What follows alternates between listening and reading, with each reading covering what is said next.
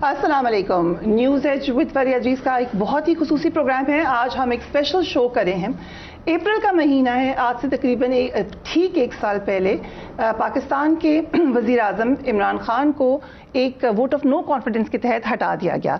पाकिस्तान में वज़ीर आज़म को हटाया जाना कोई बहुत बड़ी खबर नहीं है। पाकिस्तान की तारीख भरी पड़ी है ऐसे वाक़यात से, और जब भी किसी वज़ीर आज़म को हटाया गया तो हमने उसके बाद एक ख़ास किस्म का रिएक्शन भी नहीं देखा, या अगर देखा तो ऐसा देखा कि लोग उससे डिटैच थे या खुशियाँ मना रहे थे या मिठाइयाँ बांट रहे थे।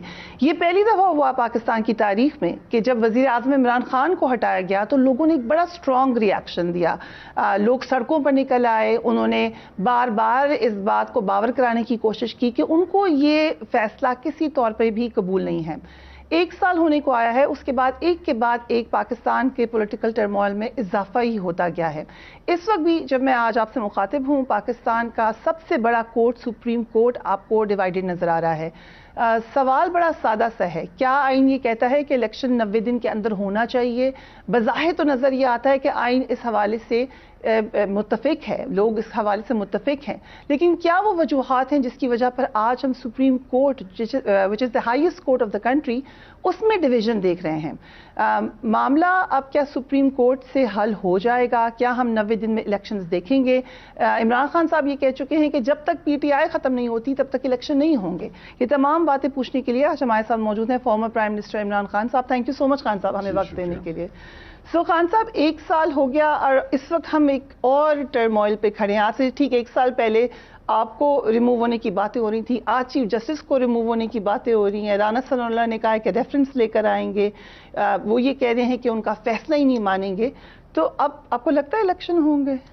देखिए फरिया, जब एक आप बड़ी गलती करते हैं बदनीयती के ऊपर, उसको कवर अप करने के लिए आपको 100 और फिर गलतियां करनी पड़ती हैं। कहते हैं ना, एक झूठ को कवर अप करने के लिए 100 झूठ बोलने पड़ते हैं। इन्होंने एक साजिश के तहत गवर्नमेंट गिराई।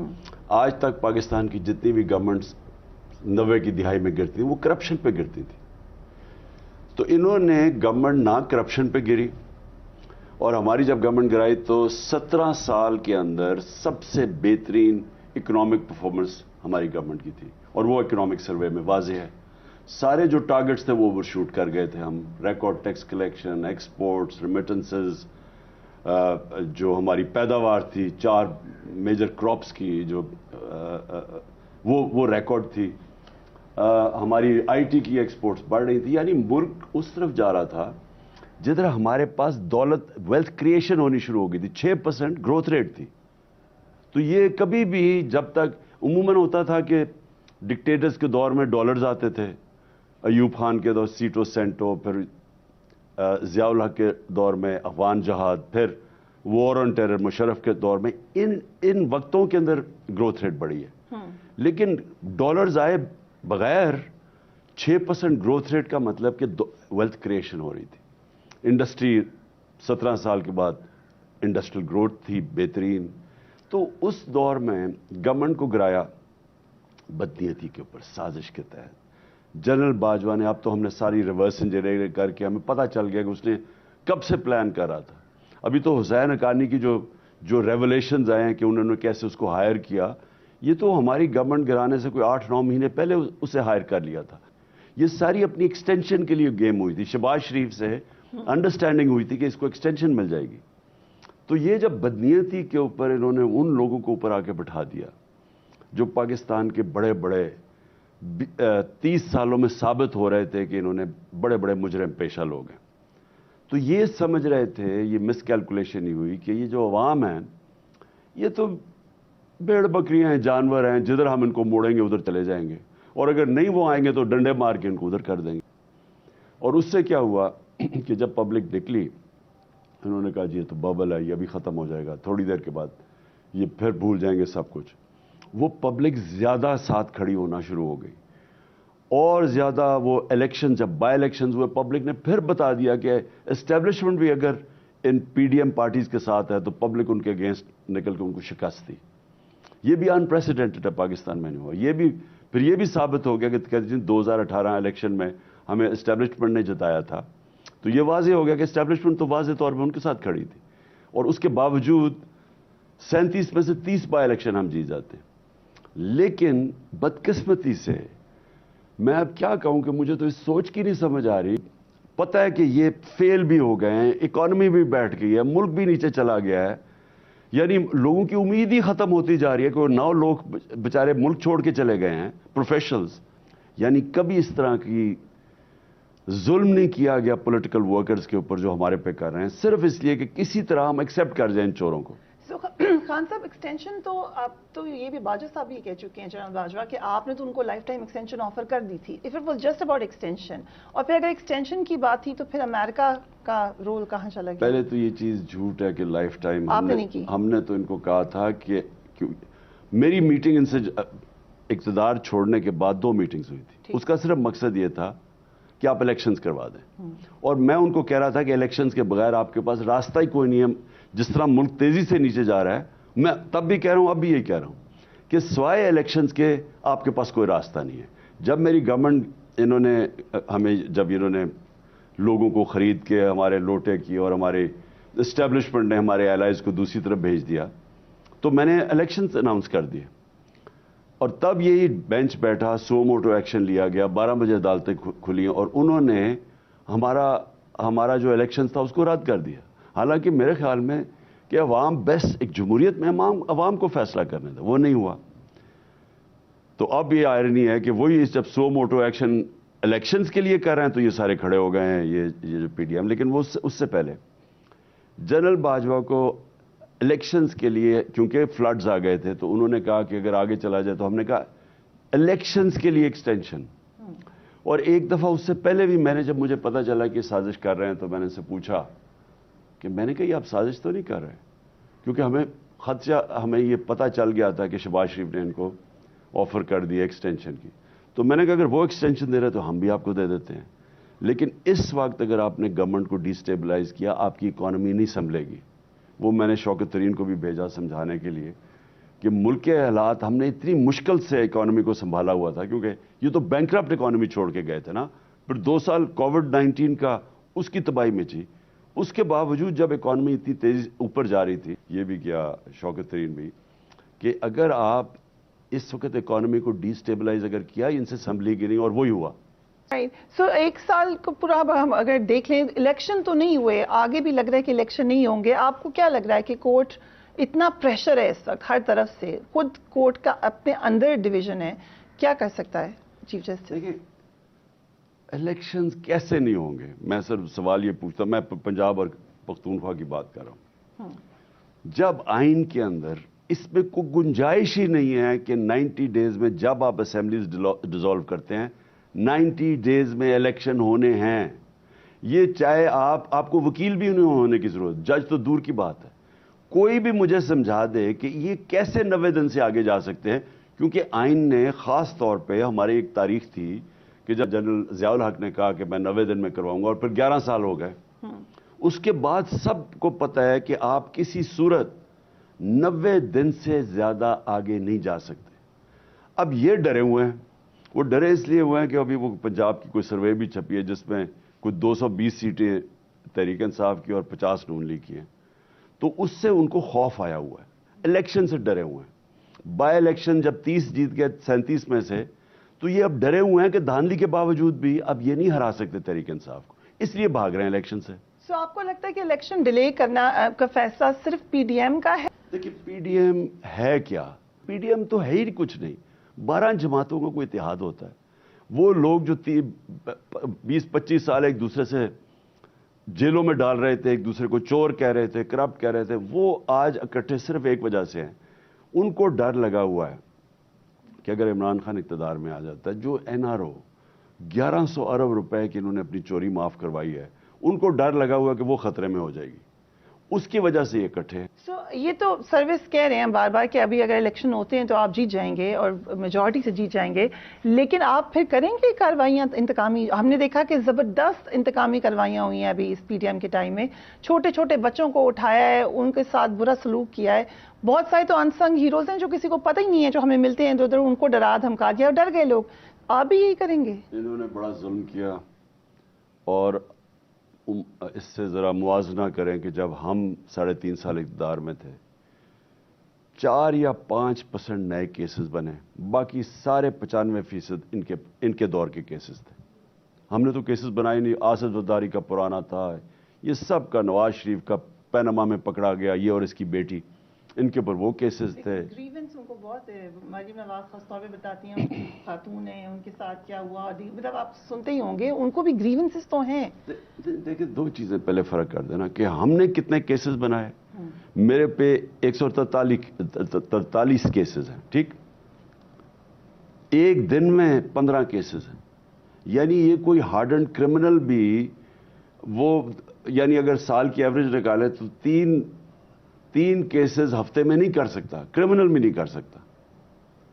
تو یہ جو انہوں نے میرے پہ کیسز لگائے ہیں, اور ایسے اسٹوپڈ کیسز ہیں, غداری کے ہیں, ٹیررزم کے ہیں, یعنی دہشت گردی کے کیسز ہیں, پتہ نہیں وہ ذل شاہ کے قتل کا بھی کیس ہے. تو اس طرح کے کیسز ہیں, وہ کوئی مانتا ہی نہیں ہے. قوم مجھے 50 سال سے جانتی ہے, میں نے آج تک اس ملک کا ایک قانون نہیں توڑا. کرکٹ بھی کھیلتا تھا, کبھی کسی نے میچ فکسنگ کی میرے دور میں بات نہیں کی. تو یہ قوم نہیں مانتی, لیکن یہ صرف اور صرف انتقامی کارروائی ہے. ان کے کیسز سب پرانے تھے. مریم کے اور نواز کے یہ پینما میں پکڑے گئے تھے. پہلے آپ کو یاد ہوگا کہ میری لنڈن تو چھوڑو, پاکستان میں بھی پراپرٹی نہیں. پھر پینما کا انکشاف ہوتا ہے تو بھائی کہتا ہے الحمدللہ یہ مریم کی پراپرٹیز ہیں. تو یہ تو پکڑے گئے نا رنگے ہاتھ. اس کے اوپر ان سے سوال ہوا, اور یہ پتہ نہیں, یعنی ہماری بدقسمتی ہے کہ جب پکڑے بھی گئے, بڑے بڑے لنڈن میں 4 محلات میں رہتے ہیں, اور اس کے بعد بیٹا کوئی ہائیڈ پارک میں, وہ کوئی اربوں روپے کی پراپرٹیز ہے, اور ان کی پتہ نہیں کتنی اور پراپرٹیز ہے بے نامی. تو یہ بجائے یہ بتانے کے کہ ہمارے پاس کدھر سے آئیں پراپرٹیز. میرے جب انہوں نے میرے پہ کیس کیا, میرا لنڈن میں فلیٹ تھا جو بیچ کے میں نے یہ بنی گلا میں پراپرٹی لی ہے. میں نے کوئی 8 مہینے کیس تھا, میں نے ایک ڈیٹیلز دی کہ میں نے کتنے پیسے سے کون سی انکم تھی. 40 سال پرانے کانٹریکٹ دکھائے.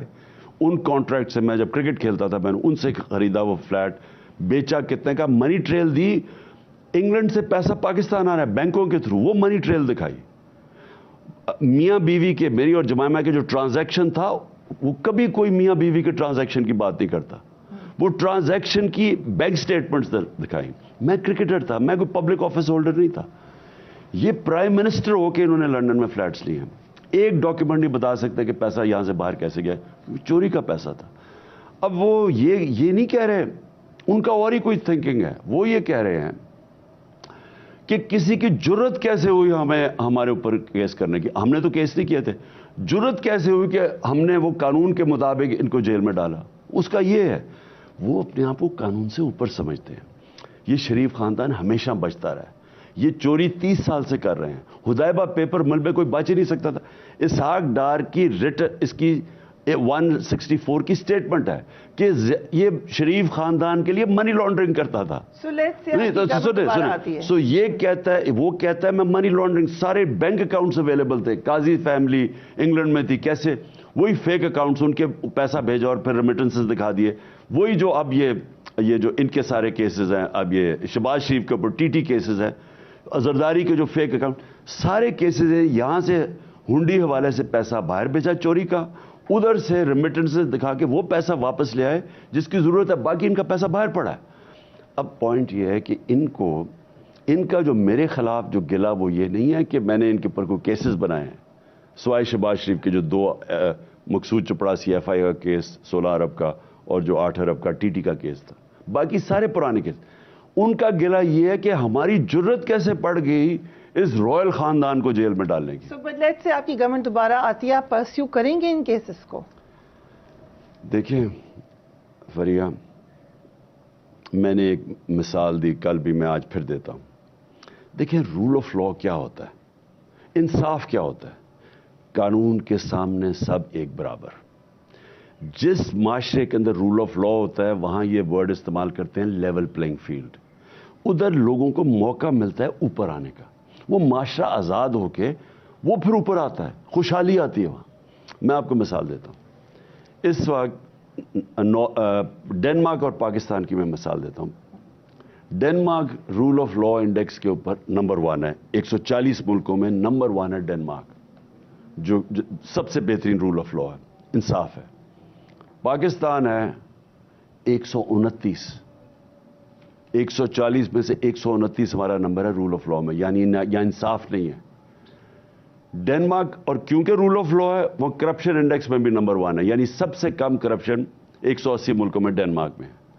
और पाकिस्तान 180 में से 140 नंबर है पाकिस्तान के करप्शन में।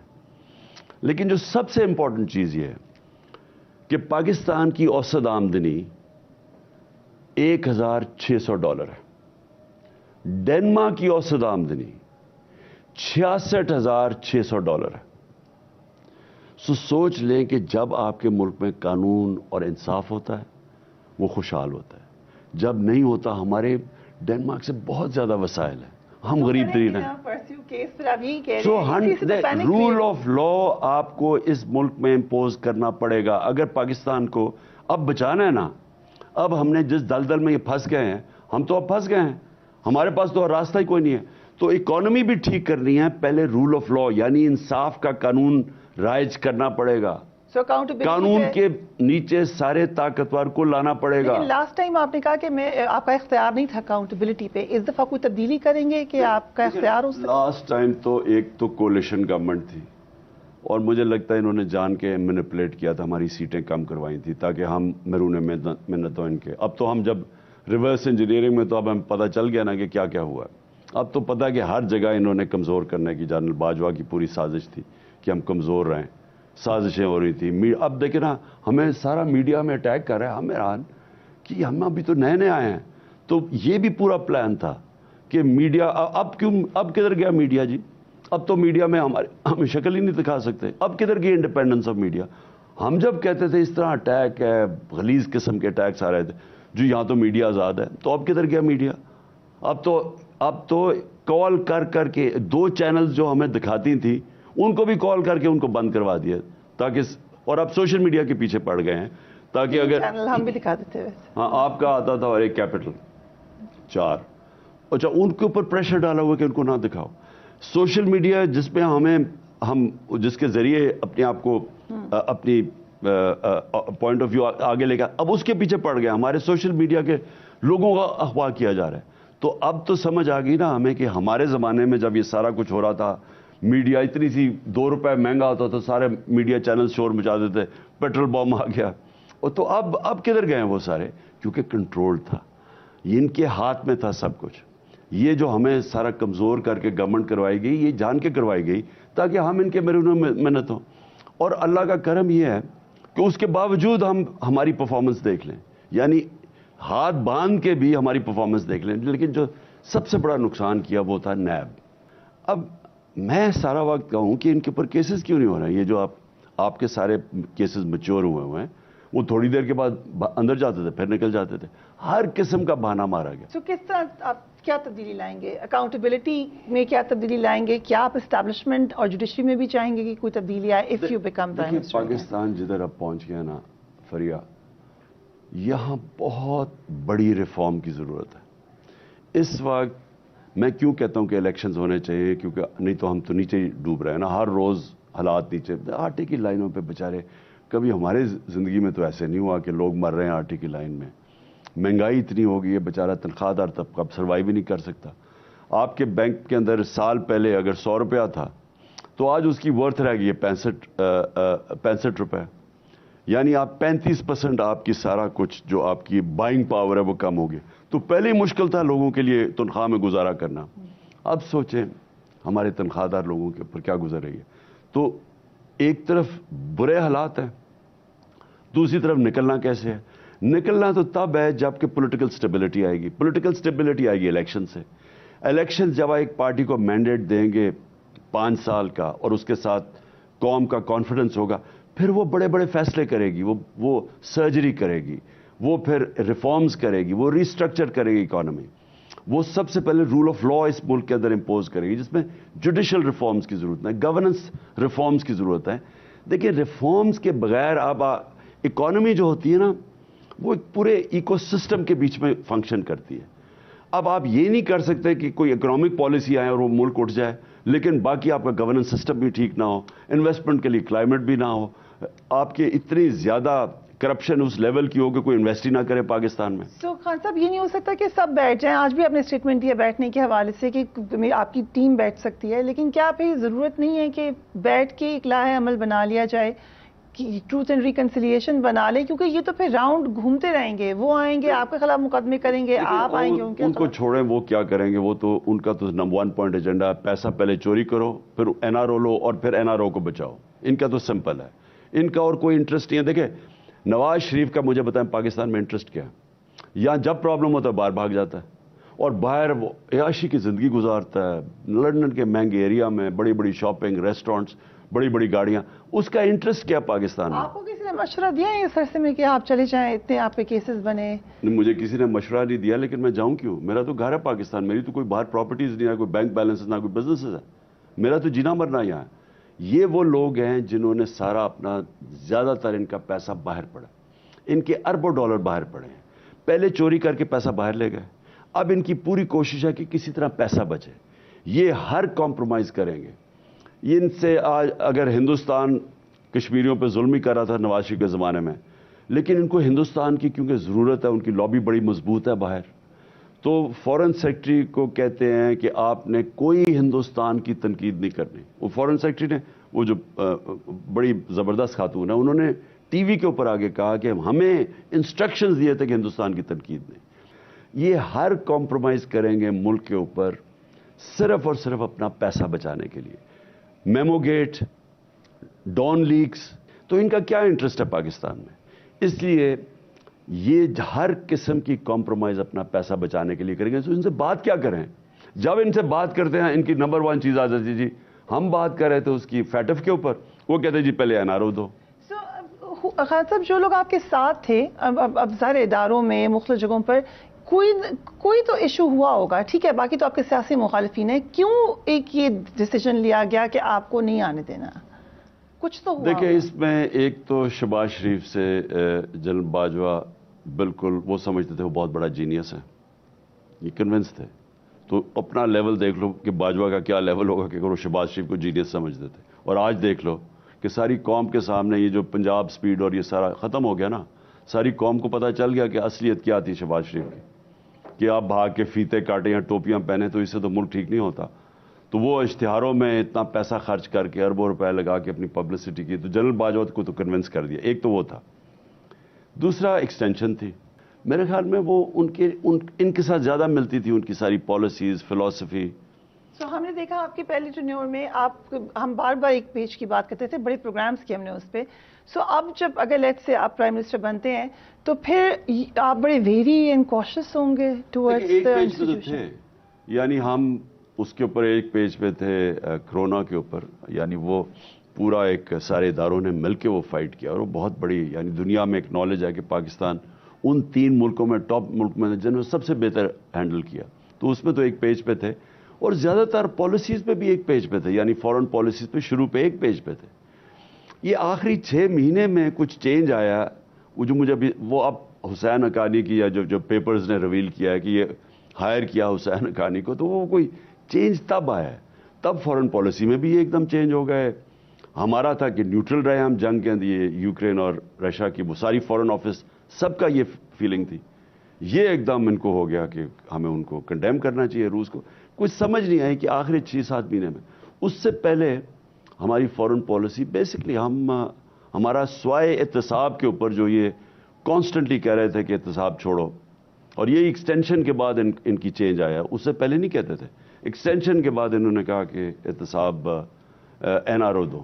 ابھی ریسنٹلی ہم نے دیکھا ہے کہ بہت سارے یو ایس پولیٹیشنز نے, کانگریس مین نے, کانگریس ویمن نے بڑا کنڈیم کیا ہے پاکستان میں جو ہیومن رائٹس کی وائلیشن ہوئی ہے, آپ کے ساتھ جو سلوک ہوا ہے. کیا کوئی تبدیلی آ رہی ہے آپ کے حوالے سے امریکن تھنک ٹینکس میں یا امریکن پارلیمنٹ میں؟ دیکھیے یہ امریکن کو مائنڈ کو جانتے ہی نہیں ہیں. میں ان کو سمجھاتا رہتا ہوں کہ امریکن مائنڈ جو ہے نا, اگر آپ ان کے جوتے پالش کریں گے تو وہ آپ کو حقارت کی نظر سے دیکھیں گے. امریکنز, یورپین جو ڈیموکریٹک کنٹریز ہیں, آپ اگر ان سے سمجھے نا کہ آپ ان کو خوش کریں گے اچھی اچھی باتیں کر کے, ان کو خوشامد کر کے, وہ آپ کو नीची नज़र, आपको नीचा समझते हैं। अगर आप अपने मुल्क के इंटरेस्ट के लिए खड़े होंगे उनके सामने, वो रिस्पेक्ट करते हैं।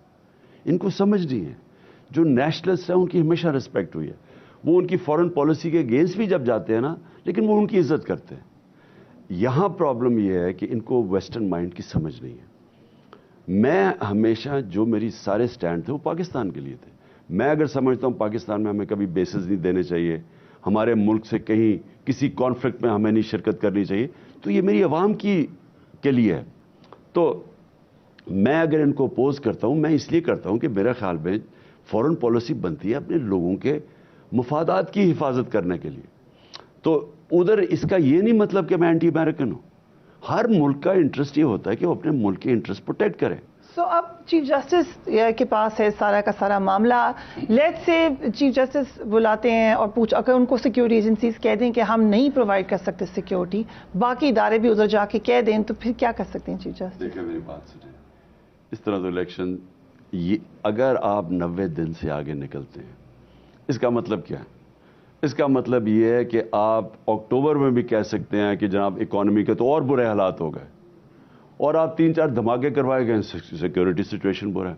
ये तो आप, इसका तो ये एक दफ़ा आपने प्रेसिडेंट सेट कर दिया, तो फिर तो इलेक्शन जो ताकतवर है वो फैसला करेगा इलेक्शन कब होगा। आप अगर मुझे लग रहा है मैं हार रहा हूं, मैं इलेक्शन नहीं करवाता। लेकिन अगर इलेक्शन का वो कह देते हैं, तो वो तो कह दिया पीडीएम ने कि हम मानेंगे ही नहीं। वो पीडीएम है, कौन मानेगी या नहीं मानेगी? आइन सब कुछ है। पीडीएम ने तो ना मानना इसलिए नहीं है कि उनको तो मौत नजर आ रही है, लेकिन क्या हमारा आइन कहता है कि 90 दिन में इलेक्शन होंगे? सब मुत्तफिक हैं कि वो कहता है।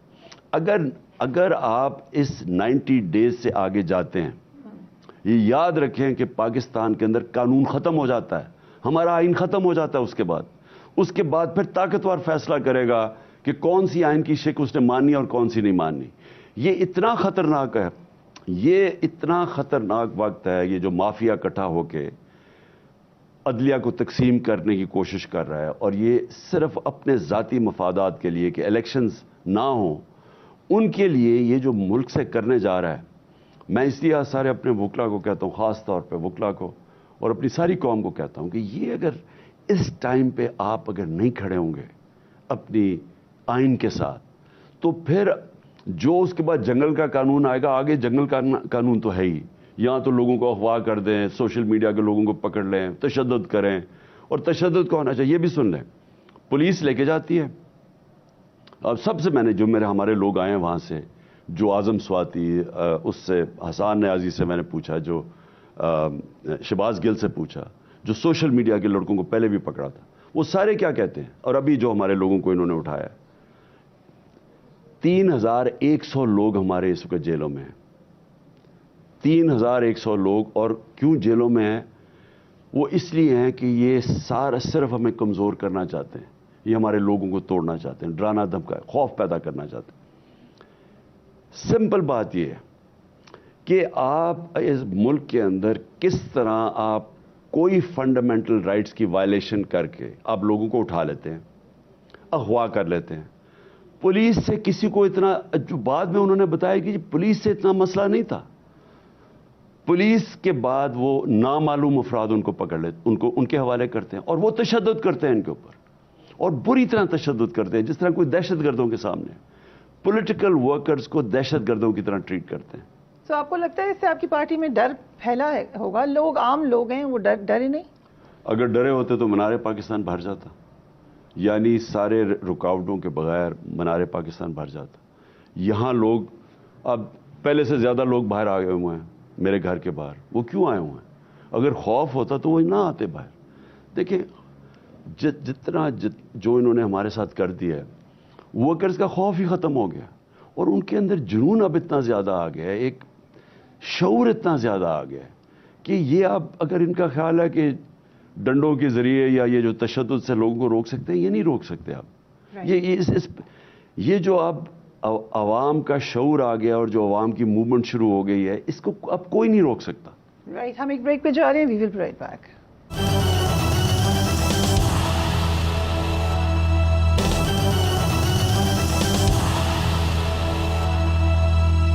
Welcome back. Former prime minister Imran Khan हमारे साथ मौजूद हैं। खान साहब, लेट्स से कि आपने कहा कि मैं फिर सड़कों पे आऊंगा अगर इलेक्शन नहीं होते।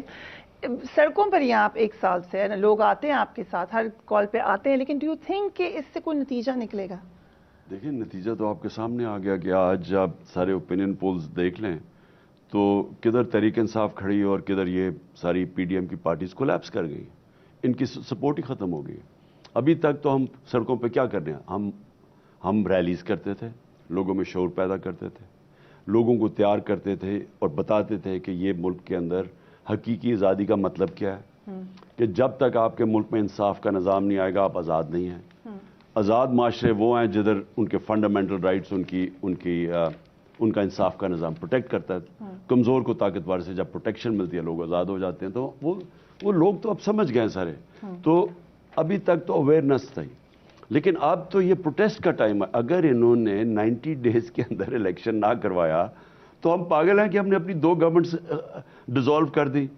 हमने 90 डेज देख के डिसॉल्व की थी ना। ये मेरा सवाल है जो आपने किया है कि आपको कौन से लोगों ने मशवरा, आप कह रहे हैं ना मशवरा दिया, आपने इस तमाम कानूनदान से भी पूछा कि 90 डेज में होंगे, बट यू न्यू कि नहीं चाह रहे लोग इलेक्शन कराने, तो कुड यू नॉट फोर्सी कि ऐसा हो सकता है? देखिए, ये बात नहीं है, या मुल्क किसी कानून के और आइन के तहत चल रहा है या नहीं चल रहा। अगर मुल्क का आइन वाज़े तौर पे कहता है और इस पे किसी को कोई शक नहीं कि जैसी असेंबलीज डिसॉल्व होंगी 90 दिन में इलेक्शन होगा, इसमें किसी को कोई शक नहीं। अगर आप मुझे ये कह रहे हैं कि हमें ये पता होना चाहिए था कि क्योंकि ताकतवर हल्के इलेक्शन नहीं करवाना चाहते लिहाजा वो आइन भी तोड़ देंगे, ये आप तो ये कह रही हैं ना। चौधरी परवेज लाई कहते हैं उन्होंने आपको आके पूरी ब्रीफिंग दी कि आपकी पार्टी के साथ क्या होगा उसके बाद। हर चीज के लिए तैयार हो गए हम। अगर मुल्क का आइन ही कोई वैल्यू ही नहीं देता तो असल में तो मुल्क खत्म हो गया ना। फिर तो आपने तस्लीम कर लिया कि जंगल का कानून है, फिर आपने तस्लीम कर लिया बनाना रिपब्लिक है। बनाना रिपब्लिक होती वो है जिधर कोई इंसाफ ही नहीं होता, जिधर रूल ऑफ लॉ नहीं है, उसको बनाना रिपब्लिक कहते हैं।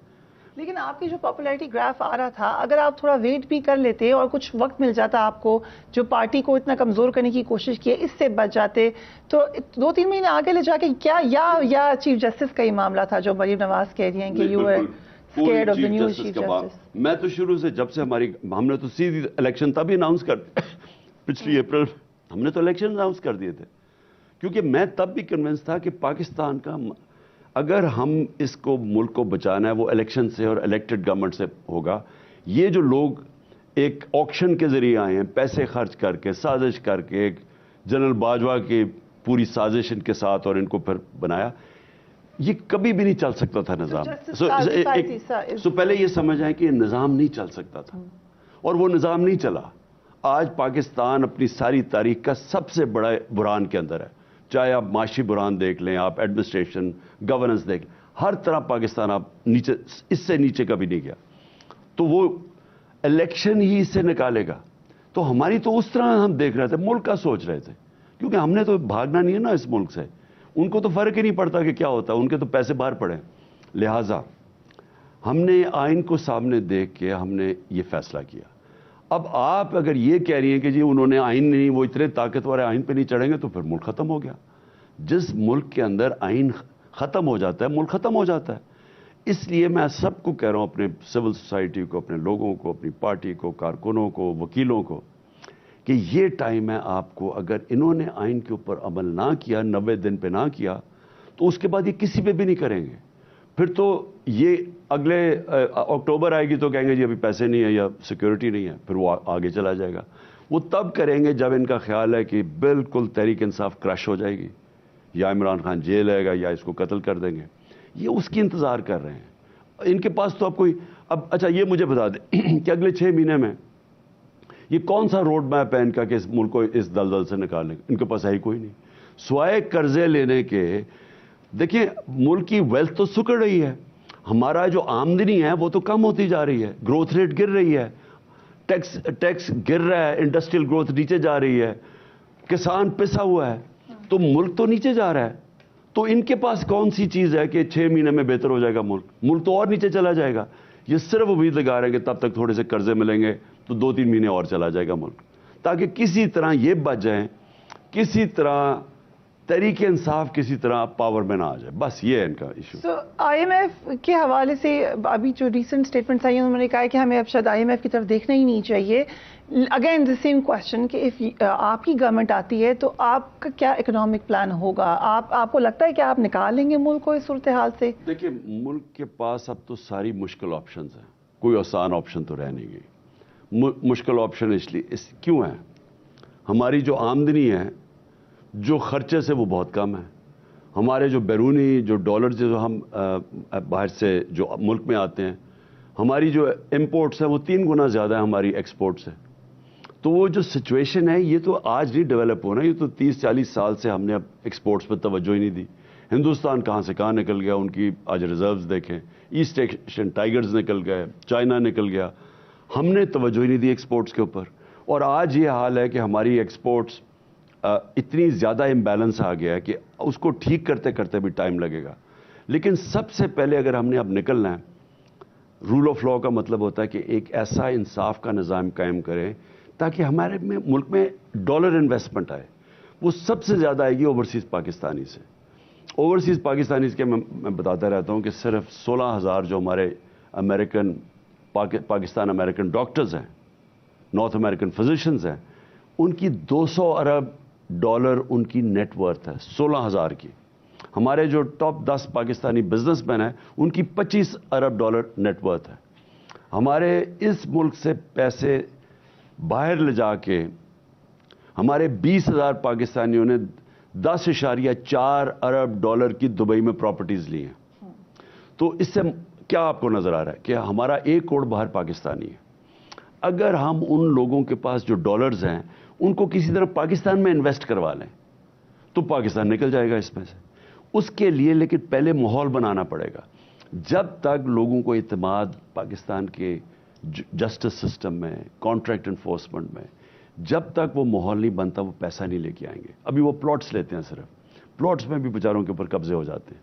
तो हमें जिस तरह भी आप करें, अगर पाकिस्तान ने अब इस दलदल से निकलना है तो सबसे पहली चीज़ rule of law, governance system ठीक करना है। So, आप ये तो फिर कह रहे हैं ना कि ऑब्वियसली इलेक्शन हो भी जाए, आपकी गवर्नमेंट हो या कोई भी हो, तो एकदम से तो कोई हल नहीं है। महंगाई भी रहेगी, दूसरे मामला भी ऐसे ही रहेंगे, इट विल टेक टाइम। तो कैसे है ना, अब मेरा घर है, अब मेरा घर मकरूज हो गया, यही देखे ना, पाकिस्तान मकरूज हो गया। बैरूनी जो तौर पे जो डॉलर्स हैं उधर भी मकरूज हो गए हम, और अंदरूनी तौर पे हमारे जो खर्चे और आमदनी में उसमें भी बहुत बड़ा फासला है। उसकी वजह से हम कर्जे ले रहे हैं, अब कोई कर्जे देने के लिए तैयार नहीं है। तो हम कैसे निकलेंगे?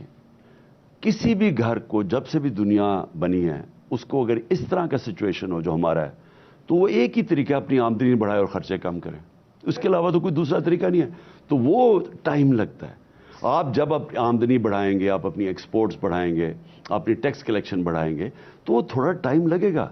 तो इस दफ़ा फाइनेंस मिनिस्टर कौन होंगे आपके? फाइनेंस मिनिस्टर का तो इधर भी बड़ा तमाशा हुआ है, आपकी दफ़ा तो चेंज होने पर तनकीद होती थी, पीडीएम के फाइनेंस मिनिस्टर का भी मसला ही रहा है, आपके कौन होंगे? पीडीएम का प्रॉब्लम क्या है? इनकी कोई पॉलिसी थी नहीं, और इन्होंने कोई माजी में भी, अगर ये इतनी अच्छे थे तो माजी में तो कोई मुल्क ठीक कर देते। इनके 30 साल में हिंदुस्तान तो आगे निकला, बांग्लादेश भी पाकिस्तान से आगे निकल गया। इन्होंने कब मुझे कोई सुनहरा दौर बताया? मुशर्रफ का इनसे बेहतर दौर था। इन दोनों के दौर में तो मुल्क गिरता ही गया है। इनके 10 सालों के अंदर 4 गुना ज्यादा हमारे कर्जे बढ़ गए। सो फाइनेंस मिनिस्टर और पंजाब के चीफ मिनिस्टर कोई आइडिया देते हैं कौन? नहीं, अभी फाइनेंस मिनिस्टर तो हम शौकत तरीन को ही रखेंगे, लेकिन अभी मैंने चीफ मिनिस्टर्स का कोई फैसला नहीं किया। खान साहब, बहुत ज्यादा चीफ मिनिस्टर पंजाब पे बहुत ज्यादा तनकीद होती थी आप पे, लेकिन अब तो एक साल से आप हुकूमत में नहीं है। हमने, ठीक है, उस वक्त तनकीद होती थी कि नए बंदे को आपने चीफ मिनिस्टर बना दिया, अब तो वो आपके फॉर्मर चीफ मिनिस्टर थे, हमने उनको एक्टिव ही नहीं कहीं देखा। अभी मैं आई हूँ बाहर, सबके पोस्टर्स लगे हुए हैं, उनकी मुझे कोई प्रेजेंस बाहर ज़मान पार्क में एनीवेयर कभी नजर नहीं है। उस्मान बुज़दार को हम क्यों लेके आए? हमारी पार्टी में 4 धड़े बने हुए थे। एक धड़ा कहता था अगर वो बनाएंगे तो हम नहीं वोट देंगे, क्योंकि वोट से बनता है ना चीफ मिनिस्टर। दूसरा कहता था वो आएगा तो हम नहीं बनेंगे। तो उस्मान बुज़दार एक ऐसा आदमी था जो किसी धड़े का हिस्सा नहीं था, और उसको सब एक्सेप्ट करते थे। और मैं आपको ये बता दूं कि उस्मान बुज़दार की कमज़ोरी ये थी कि वो पब्लिक में बता नहीं सकते थे, वो मीडिया फेस नहीं था। लेकिन उसका काम तो देखें, कभी किसी ने इवैल्यूएट किया कि वो इसके उस्मान बुज़दार के 3.5 साल में क्या काम हुआ? کبھی کوئی ایویلویٹ تو کرے. اور شہباز شریف کے اوپر 24 ارب روپے کے کرپشن کے کیسز, سب سے open and shut cases Shahbaz Sharif کے تھے. سو اس ایک سال میں بہت کچھ ہوا, بہت کچھ دیکھا ہم لوگوں نے. آپ کے اوپر قاتلانہ حملہ ہوا, اس کے بعد آپ نے بتایا بہت ساری ملٹیپل آپ کو تھریٹس ہیں. کون سا وہ وقت تھا when you were really down yourself؟ کبھی بھی نہیں تھا. Never. مجھے جو گولیاں لگی وہ تھوڑا نہیں, جو گولیاں لگی وہ مجھے مشکل وقت اس لیے تھا کیونکہ میں ایک ایکٹیو آدمی ہوں. میں تو کبھی آؤٹ ڈور انسان ہوں, ساری زندگی رہا ہوں. تو وہ میں اس کی وجہ سے میں بلکہ 2 کمروں میں 4 مہینے گزارے, 2 یہ زمان پاک کے کمرے میں, بیڈ روم اور یہاں. تو یہ میرے لیے مشکل ٹائم تھا سب سے زیادہ, کہ ہاؤس ریسٹرکٹڈ تھا, ٹریول نہیں کر سکتا تھا. لیکن مجھے تو کبھی بھی شک نہیں تھا کہ جب بھی الیکشنز ہو گئے ہم جیت جائیں گے. وہ بائی الیکشن میں واضح ہو گیا تھا کہ عوام کی تو مجھے مجھے تو کسی ملٹری ڈکٹیٹر کی نرسری میں تو نہیں میں بنا تھا, جس طرح ذوالفقار علی بھٹو بھی بنے تھے, نواز شریف بھی. ان کو تو ڈکٹیٹرز نے اٹھایا ہوا تھا. میں نے تو زیرو سے پارٹی بنائی تھی. تو میں تو پبلک کی موڈ دیکھ رہا تھا. تو مجھے تو نظر آ گیا تھا کہ جو پبلک ہے یہ فیصلہ کر لیا ہے کہ انہوں نے ان چوروں کے خلاف جانا ہے. تو وہ جتنا یہ ان کی ٹائم گزرتا رہا اور زیادہ پبلک اس طرف آتی رہی. سر جب مشکل وقت آتا ہے تو آپ کو پاور سے آپ نکلے تھے تو آپ کو یاد بھی آتا ہوگا کہ میں نے یہ غلط کیا یا اس بندے کو میں غلط سمجھا. کوئی ایسی آپ نے اپنے ساتھ بات چیت کی کہ this is where I was wrong? بہت غلطیاں کی. ہر انسان غلطیاں کرتا ہے. میں جب کرکٹ کھیلتا تھا تب بھی میں میچ سے گھر آتا تھا تو میں سونے سے پہلے کہ یہ میں نے آج غلطیاں کی ہیں, تو سارا وقت اپنی میں انالیسس کرتا رہتا ہوں. غلطیاں بہت کی. تو میں یہ سمجھتا رہا کہ ان کے اور میرے جو آبجیکٹیوز ہیں وہ ایک ہے کہ یہ جو 2 خاندان لوٹتے رہے پاکستان کو 30 سال سے, تو یہ ان کا پیسہ جن کا باہر پڑا ہے, تو باقی جو اسٹیبلشمنٹ ہوگی اس کا اور ہمارا ایک ہی راستہ ہوگا, کیونکہ ہمارا تو انٹرسٹ ہے کہ پاکستان بچے, ہمارا تو جینا مرنا یہاں ہے. لیکن میری مس کیلکولیشن یہ ہوئی کہ ان کا تو بالکل ہی کوئی اور آبجیکٹیو تھا. سر ناؤ اب جب دیکھیں جو ریسنٹ پاسٹ ہے, خیبر پختونخوا اور پنجاب اسمبلیز نہ توڑتے. اب آج محمود جان صاحب ایک صحافی ہیں پشاور میں, انہوں نے کہا کہ اس وقت خیبر پختونخوا میں تو مولانا فضل الرحمان کی ڈی فیکٹو حکومت ہے, یہاں کی جو انٹرم گورنمنٹ ہے وہ بھی آپ کے سامنے ہے. تو یہ آپ نے صحیح فیصلہ, اپنی حکومت آپ نے توڑ دی. دیکھیں ہم چل رہے تھے آئین کے مطابق. آئین کہتا ہے کہ آپ جب اپنی گورنمنٹ ڈیزالو کریں گے 90 دن میں الیکشن ہے. آئین کہتا ہے کہ تب کیئرٹیکر گورنمنٹ آئے گی. کیئرٹیکر گورنمنٹ ہوتی ہے نیوٹرل. اب الیکشن کمیشن نے کیا کیا, انہوں نے ہمارے بدترین مخالف آگے اوپر بٹھا دیے. مجھے بتائیے کیسے کیئرٹیکر فٹ ہوتا ہے؟ کیئرٹیکر کا تو مطلب ہی نیوٹرل ہے. انہوں نے تو آگے ہمارے دشمن اوپر بٹھا دیے. آج تک کبھی ہوا ہے کہ کیئرٹیکر گورنمنٹ کے اندر 3100 ورکرز کو جیل میں ڈال دیں, ہمارے لوگوں کو شیلنگ کریں, میرے گھر پہ اٹیک کریں؟ یہ کبھی ہوا ہے کسی کا؟ تو یہ تو کبھی ہوا ہی نہیں ہے. تو اور ان کو کدھر سے؟ آپ نے بالکل نہیں سوچا تھا ایسا ہو سکتا ہے. کون سوچتا ہے؟ اور ان کی کہاں جرت ہے؟ دیکھیں پوائنٹ یہ ہے کہ یا تو قانون ہے یا نہیں ہے. آئین کے مطابق واضح تھا کہ نیوٹرل کیئرٹیکر گورنمنٹ آئے گی, 90 دن میں الیکشن ہوگا. اب اگر وہ آئین پہ نہیں چلتے تو پھر تو دیکھیں یہ یاد رکھیں, آپ کا آئین فیصلہ کرتا ہے ملک نے چلنا کیسے ہے. سپریم کورٹ انٹرپریٹ کرتا ہے آئین کو. اب سپریم کورٹ کہہ رہا ہے 90 دن, 5 کے 5 ججز نے کہا 90 دن میں ہونی چاہیے. پی ڈی ایم کہہ رہا ہے ہم مان ہی نہیں رہے. اگر پی ڈی ایم نہیں مانے گا سپریم کورٹ کا فیصلہ تو پھر جو قاتل جیلوں میں بھرے ہوئے یہ کیوں مانے؟ اس کا مطلب جو طاقتور ہے اس کو چھوٹ مل جاتی ہے, وہ مانے ہی نہ سپریم کورٹ کے فیصلے. تو قانون تو ختم ہو گیا نا. فریہ اس کا مطلب کہ پاکستان میں تو اب وہ جنگل کا قانون ہے کہ شیر جو جس کو مرضی کھا جائے, بیچارہ جو کمزور ہے اس کو پوچھنے والا کوئی نہیں ہے. بٹ سیاست میں تو یہ بھی ضروری ہے نا کہ آپ تھوڑا سا مینیور کر لیں, کنائیونگ ہو جائیں. آپ کو نہیں لگتا کہ آپ بالکل ہی نہیں ہیں تو دس از ایکچولی آپ کو نقصان ہوتا ہے اس کا؟ اصل میں فریہ یہ بات نہیں ہے, نقصان کچھ نہیں ہوتا. نقصان تو تب ہو آپ کے پاس پبلک نہ ہو. آج نقصان تو پی ڈی ایم کو ہے. جب الیکشن ہوگا انہوں نے اڑ جانا ہے, ان کا اور ان کو بھی پتہ ہے. تو ایک پولیٹیکل پارٹی کے لیے تو صرف ایک ہی چیز امپورٹنٹ ہے, کیا عوام اس کے ساتھ ہے یا نہیں ہے. کبھی بھی عوام پاکستان کی کسی پولیٹیکل پارٹی کے ساتھ ایسے نہیں کھڑی ہوئی جو آج طریقے انصاف کے ساتھ کھڑی ہے. اور میں کہہ رہا ہوں سارے صوبوں کے اندر یہی حال ہے, اور اکراس دا بورڈ ہے. پیسے والے لوگوں سے, مڈل کلاسز سے, غریبوں سے, کسان ہو, انڈسٹریلسٹ ہو, کبھی کسی پارٹی کو آج تک ایسی سپورٹ نہیں، تو اور پارٹی کو کیا چاہیے؟ جو ہم نے ایک لوگوں کی سپورٹ دیکھی آپ کے لیے بالکل، یا آپ نے ٹویٹ بھی کی ان بچوں کی جو جس وقت شیلنگ ہو رہی تھی تو اس وقت وہ ڈانس کر رہے تھے، یہ جو ایک ینگسٹر میں غصہ نظر آ رہا ہے یا ریٹیلیٹ کرتے ہوئے نظر آ رہے ہیں، یہ آپ کے خیال سے خطرناک بھی ہو سکتا ہے؟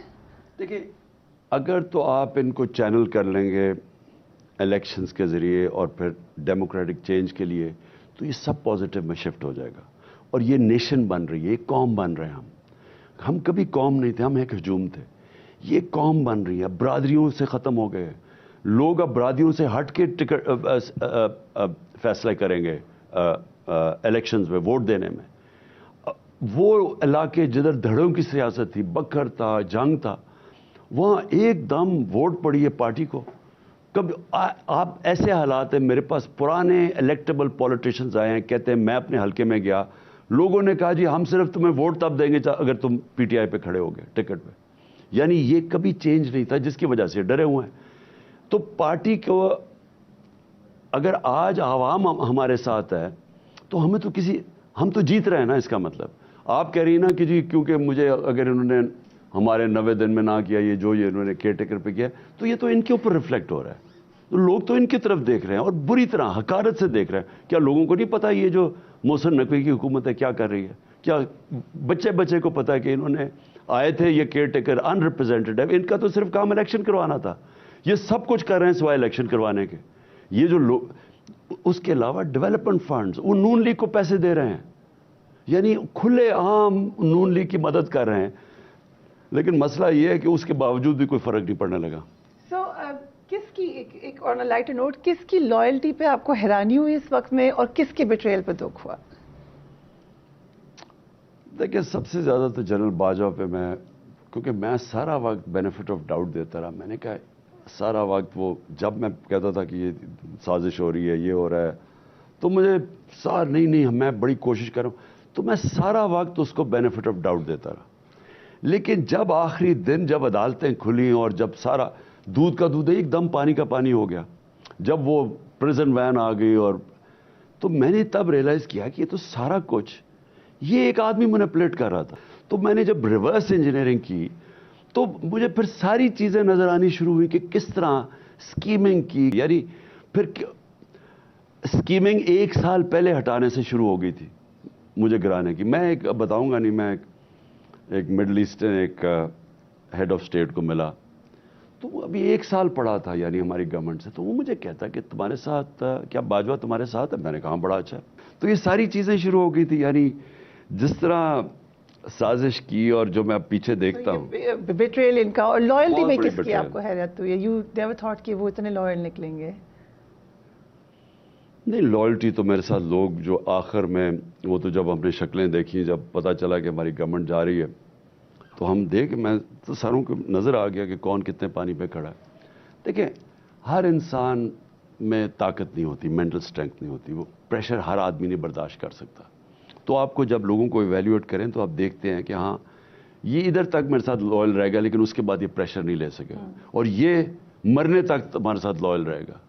اچھا، لائل میرے ساتھ نہ ہو، لائل ایک مقصد کے ساتھ ہو، لائل حقیقی آزادی کے ساتھ ہو، لائل پاکستان کے ساتھ ہو۔ میں کوئی ذاتی لائلٹی میں تو اپنے ملک کے لیے کر رہا ہوں۔ تو جو میں نے یہ دیکھا کہ لوگ گرو کیے اس پیریڈ پہ، کئی لوگ اس مشکل وقت میں بڑے ہوتے گئے، یہ جو خاص طور پہ ہمارے پر 11 مہینے جو گزرے ہیں، اور کئی لوگ نے مایوس بھی کیا۔ رائٹ، سو جنرل باجوہ کو ایکسٹینشن پہ نہیں ملی آخر میں، سو اس کا کریڈٹ آپ دیں گے نواز شریف صاحب کو؟ ہاں، میں یہ کہوں گا کہ نواز شریف نے اگر ایک اچھا کام کیا تو یہ کیا تھا، کیونکہ اس نے سکیمنگ پوری کر لی تھی، تیار تھا، امریکنوں کو بھی تیار۔ اب تو حقانی فائلز میں آیا ہونا ہے کہ جا کے امریکنوں کو پوری کوشش کر رہا ہے کہ میں پرو امریکن، عمران اینٹی امریکن ہے۔ بڑا خطرہ تو اس وقت انہوں نے لیا، کیونکہ سنا ہے مارشل لاء لگنے تک معاملہ آ گیا تھا، پرائم منسٹر نے یہ بات کہی ہے۔ کوئی مارشل لاء نہیں لگ سکتا۔ دیکھیں، مارشل لاء تب لگتا ہے پہلے تو پبلک میں ایکسیپٹیبلٹی ہے یا نہیں ہے۔ آپ اگر پبلک ہی آپ کے ساتھ نہیں، آپ مارشل لاء کیسے لگائیں گے؟ جب مارشل لاءز لگتے تھے نا پاکستان میں، تو خوشیاں بناتے تھے لوگ، کیونکہ وہ پولیٹیکل کلاس اتنی ڈسکریڈٹ کر چکی ہوتی تھی، تو اس لیے وہ خوش ہوتے تھے۔